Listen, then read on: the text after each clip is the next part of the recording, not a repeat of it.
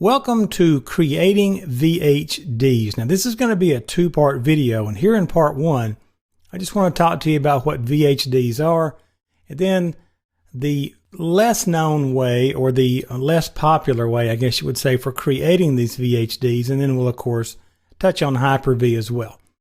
Well, first of all, when we start to create a VHD, you need to discuss what a VHD is. It is a virtual hard disk. And a virtual hard disk is really an image file that you can create on the host machine or on your computer. And this virtual hard disk will behave just like a physical disk on a separate physical machine or a separate physical disk in the machine. And then I can make that virtual hard disk bootable. I can install operating systems in it. And so I can run multiple operating systems virtually on a single machine. This is the whole virtualization world. Now, you probably know all this stuff, right? But I just want to make sure we're on the same page. Now, the main limitation for VHDs and the whole virtualization thing is hardware resources. A virtual hard disk has to be large enough to provide space for the operating system and all the data that's going to be stored. So we're talking gigabytes here.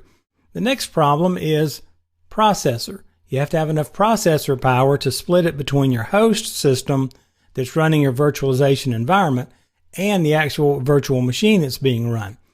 And you also have to have enough memory for your host system and for all the virtual machines being run. So usually the limitation you run up against first is hardware resources. A virtual hard disk usually functions as the disk for a virtual machine. Now, those terms are often interchanged out there in the real world, and they're really two different things. The virtual hard disk is what the virtual machine uses as a disk to store its data, its operating system, and so forth. But when someone out there in the real world mentions VM or virtual hard disk, they're probably talking about the same thing, although you may need to clarify it.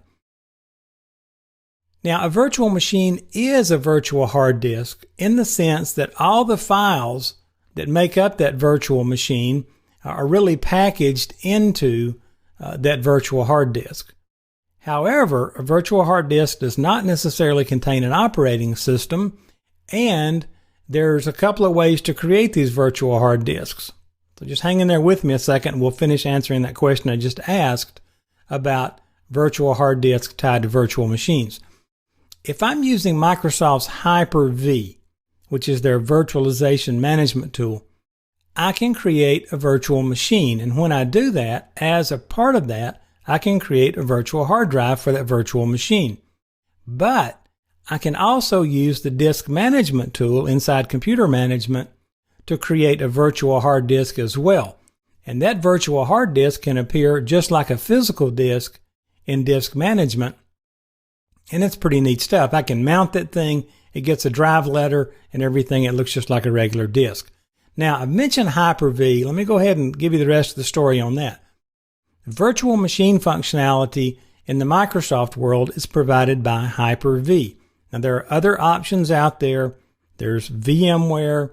There's other things. There's open source things like VirtualBox and so forth. But Hyper-V is Microsoft's enterprise developed, really fine-tuned, really complex, really powerful virtualization platform.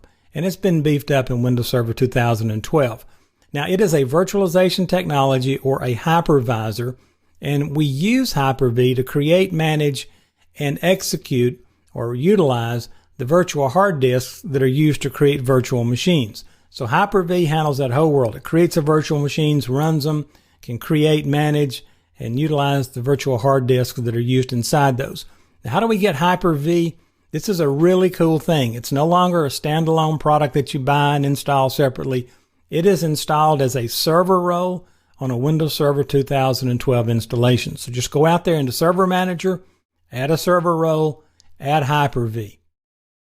Now, once that has been installed, VHDs and VMs can be created using the Hyper-V Manager. And you'll get through it through tools, just like we've been doing everything else through the part of the course. Now, in part two, I want to show you how to create a virtual hard drive using that computer management tool.